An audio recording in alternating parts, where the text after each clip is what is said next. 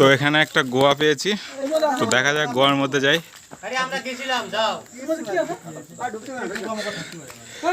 সত্যি তোমরা গিয়েছিলে?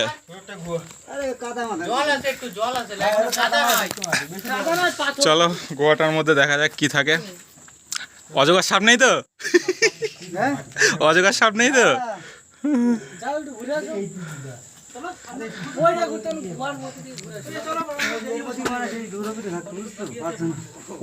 দ্রৌপদী থাকতো না পঞ্চপাণ্ডব লুকি থাকতো?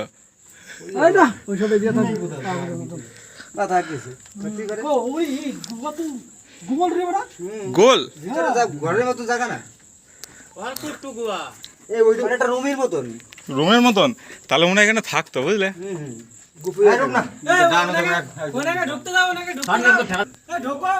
তো গোয়ার ভেতরে ঢুকছি আমরা। আরে বাপরে বাপ, কি আছে এর মধ্যে? এই সাপ টাপ নেই না তো? এই হচ্ছে গোয়া।